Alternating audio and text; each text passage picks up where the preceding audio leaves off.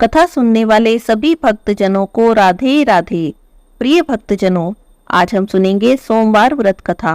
बोलिए शंकर भगवान की जय हो, पार्वती माता की जय हो। बहुत पहले की बात है। किसी नगर में एक धनी व्यापारी रहता था। दूर दूर तक उसका व्यापार फैला हुआ था। नगर के सभी लोग उस व्यापारी का सम्मान करते थे। इतना धन संपन्न होने के बाद भी व्यापारी दुखी रहता था, क्योंकि उसके कोई संतान नहीं थी, कोई पुत्र नहीं था। अपनी मृत्यु के बाद व्यापार के उत्तराधिकारी की चिंता उसे हमेशा सताती रहती। पुत्र प्राप्ति की इच्छा से व्यापारी प्रत्येक सोमवार को भगवान शिव की व्रत पूजा करता। शाम के समय शिव मंदिर में जाता, भगवान शिव के सामने घी का दीपक जलाता। उसके भक्ति भाव को देखकर माता पार्वती उससे बहुत प्रसन्न थी और उन्होंने भगवान शिव से उस व्यापारी की मनोकामना पूर्ण करने का निवेदन किया। माता पार्वती के आग्रह पर भगवान शिव कहने लगे, हे देवी, इस संसार में सबको उसके कर्मों के अनुसार फल की प्राप्ति होती है। जो मनुष्य जैसा कर्म करते हैं उन्हें फल भी वैसा ही प्राप्त होता है। भगवान शिव ने माता पार्वती को बहुत समझाने का प्रयास किया, पर माता पार्वती नहीं मानी और व्यापारी की मनोकामना पूर्ण करने के लिए भगवान शिव से बार बार अनुरोध करती रही। उन्होंने कहा, हे महादेव जी, यदि आप ही अपने भक्तों पर दया नहीं करेंगे, आप ही अपने भक्तों पर कृपा नहीं करेंगे, तो आपकी पूजा कौन करेगा। माता के इतने आग्रह को देखकर भगवान भोलेनाथ को उस व्यापारी को पुत्र प्राप्ति का वरदान देना पड़ा। वरदान देने के बाद महादेव माता पार्वती से बोले, देवी, आपके आग्रह पर मैंने पुत्र प्राप्ति का वरदान तो दिया, किंतु इसका यह पुत्र 16 वर्ष से अधिक समय तक जीवित नहीं रहेगा। उसी रात भगवान शिव उस व्यापारी के सपने में आए और उसे पुत्र प्राप्ति का वरदान दिया और उसके पुत्र के 16 वर्ष तक जीवित रहने की बात भी बताई। प्रिय भक्तों, भगवान के वरदान से व्यापारी को बहुत खुशी हुई, लेकिन पुत्र की अल्पायु की चिंता ने उसकी खुशी को नष्ट भी कर दिया।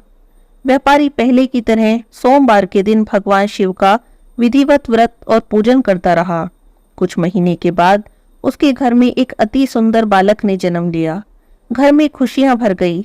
बहुत धूमधाम से पुत्र जन्म का महोत्सव मनाया गया, परंतु व्यापारी को पुत्र जन्म से अधिक खुशी नहीं हुई, क्योंकि उसे तो पुत्र की अल्पायु के रहस्य का ज्ञान था।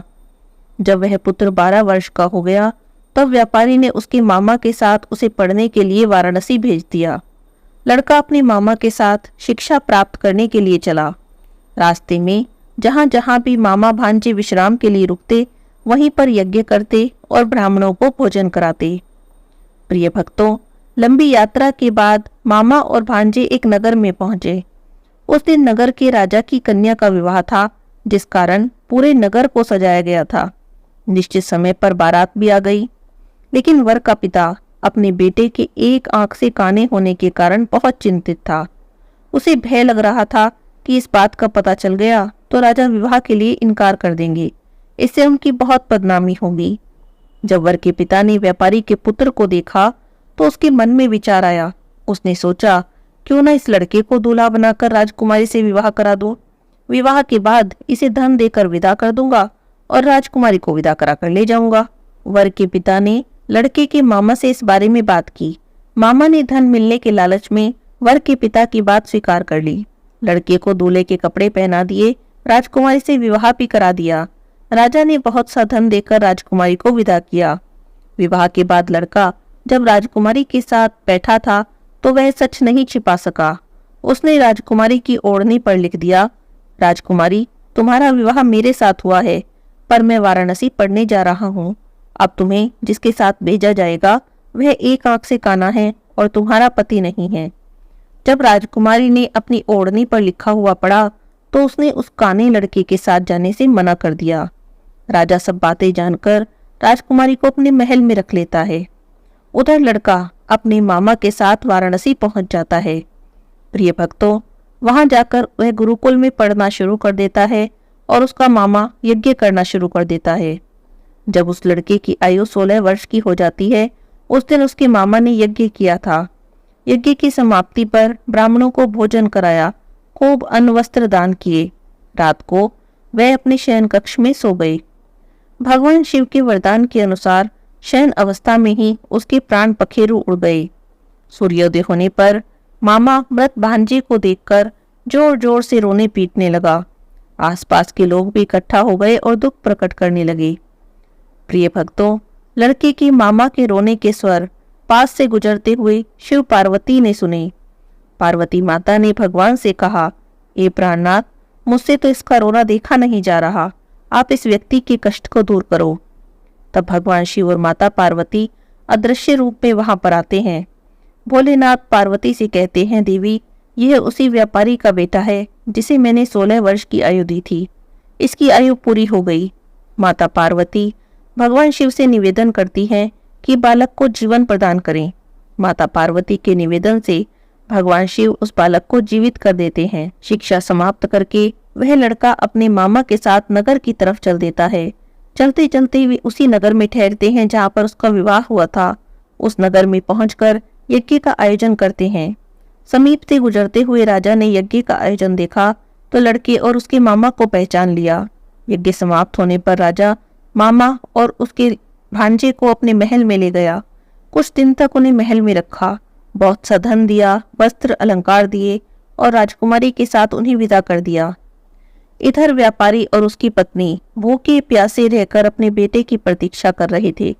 उन्होंने प्रतिज्ञा कर रखी थी, यदि उनका बेटा मर गया और ऐसा कोई समाचार आया तो दोनों अपने प्राण त्याग देंगे। परंतु जैसे ही उसने अपने बेटे के जीवित वापस लौटने का समाचार सुना तो वह बहुत प्रसन्न हो गया। अपनी पत्नी और मित्रों के साथ नगर पहुंचा।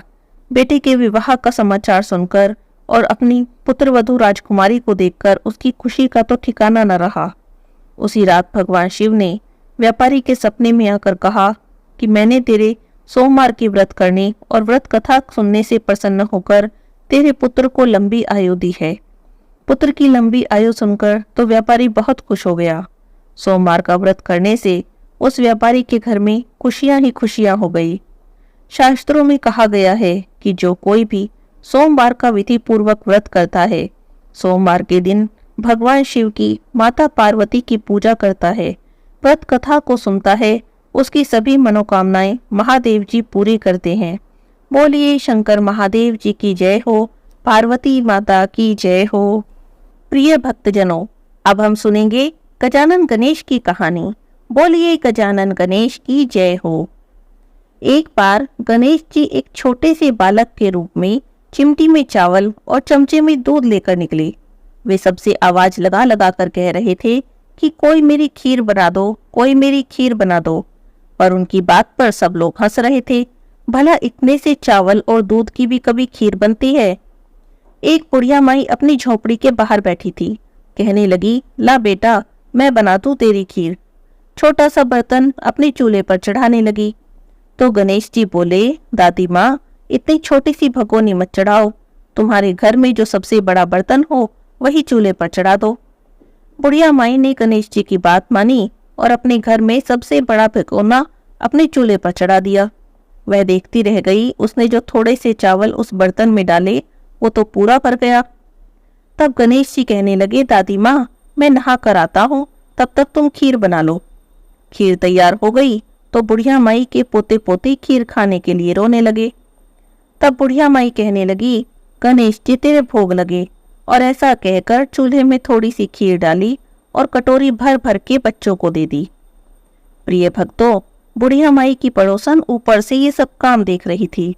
तो बुढ़िया माई ने जब देखा उसे तो सोचने लगी, ये तो चुगली कर देगी। उसने एक कटोरा खीर का भरा और उसे भी पकड़ा दिया। बेटे की बहू ने चुपके से एक कटोरा खीर खाई और कटोरा चक्की के नीचे छुपा दिया। गणेश जी भगवान अभी तक नहीं आए थे। बुढ़िया माई को भी भूख लगने लगी तो उसने भी एक कटोरा खीर भरा, किवाड़ के पीछे कहा, गणेश जी आपके भोग लगे, और ऐसा कहकर उसने भी खीर खानी शुरू कर दी। अभी बुढ़िया माई खीर खा ही रही थी कि गणेश जी भगवान आ गए। तो बुढ़िया कहने लगी, आजा रे गणेशिया, खीर खा ले, मैं तो तेरी ही राह देख रही थी। गणेश जी बोले, दादी माँ, मैंने तो खीर पहले ही खा ली। बुढ़िया माई कहने लगी, तूने कब खाई? तो गणेश जी बोले कि जब तेरे पोते पोती ने खाई तब भी मैंने खीर खाई, जब तेरी पड़ोसन ने खाई तब भी खाई, और जब तेरी बहू ने खाई तब भी खाई, और अब तूने खाई तो मेरा तो पेट पूरा ही भर गया। प्रिय भक्तों, बुढ़िया माई गणेश जी की बात सुनकर कहने लगी, बेटा तेरी सारी बात सच है, पर बहू बेचारी का नाम ना ले, वो तो सुबह से काम में लगी है, भला उसने खीर कब खा ली। तब गणेश जी ने कहा, चक्की के नीचे देख छोटा कटोरा पड़ा है, तूने मेरे भोग तो लगाया, पर उसने तो भोग भी नहीं लगाया, वैसे ही खा गई। तब बुढ़िया ने कहा, बेटा घर की बात है, घर में रहने दे, अब बताओ इस बची हुई खीर का क्या करूं। तब गणेश जी कहने लगे कि सारी नगरी जिमा दे। बुढ़िया माई ने पूरी नगरी जिमा दी, लेकिन खीर का बर्तन तो अभी भी पूरा भरा था। राजा जी को पता लगा तो बुढ़िया को बुलाया और कहने लगे, क्यों री बुढ़िया, ऐसा बर्तन तेरे घर में अच्छा लगता है या हमारे घर में। प्रिय भक्तों, राजा की मनोदशा बुढ़िया माई समझ गई, कहने लगी, राजा जी आप ले लो। तो राजा जी ने खीर का बर्तन महल में मंगा लिया। महल में लाते ही खीर में कीड़े मकोड़े पिच्छू पड़ गए और उसमें से दुर्गंध आने लगी। यह देखकर राजा जी बुढ़िया से कहने लगे, बुढ़िया अपना बर्तन वापस ले ले, जा ये बर्तन हम तुझे ही देते हैं। बुढ़िया माई कहने लगी, राजा जी आप देते तो पहले ही दे देते, ये बर्तन तो मुझे मेरे गणेश जी ने दिया है। बुढ़िया माई खीर का बर्तन वापस अपनी झोपड़ी में ले आई। वापस लाते ही खीर पहले की तरह सुगंधित हो गई। घर आकर बुढ़िया माई गणेश जी से कहने लगी, बेटा अब इस बची हुई खीर का क्या करूं। तब गणेश जी बोले कि झोपड़ी के कोने में गाड़ दे, उस जगह सुबह उठकर वापस खोदेगी तो तुझे धन के भरे 2 घड़े मिलेंगे। और इतना कहकर गणेश जी तो अंतर ध्यान हो गए। जाते समय झोपड़ी की तरफ आंख फिरा गए तो झोपड़ी के स्थान पर बड़ा महल हो गया। सुबह बुढ़िया माई की बहू फावड़ा लेकर पूरा घर खोदने लगी। पूरा घर खोद डाला लेकिन कुछ भी नहीं मिला। तो बहू कहने लगी, सासू जी आपके गणेश जी तो झूठे हैं। प्रिय भक्तों, बहू का इतना कहना था तो सासू ने कहा, ना बहू हमारे गणेश जी तो झूठे नहीं, ला जरा मैं देखूं। वह सुई लेकर खोजने चली तो टन टन करते 2 घड़े उसे धन के भरे मिले। बहू कहने लगी, सासू जी गणेश जी तो सच्चे ही हैं। सासू बोली, हाँ गणेश जी तो भावनाओं के भूखे हैं। हे गणेश जी महाराज, जैसा आपने बुढ़िया माई को दिया, जैसे उस पर कृपा की, वैसा ही सब पर कृपा करना। हे विनायक जी महाराज, कहानी कहने वाले, सुनने वाले, हुंकारा भरने वाले सब पर अपनी कृपा बनाए रखना। बोलिए गजानन गणेश की जय हो।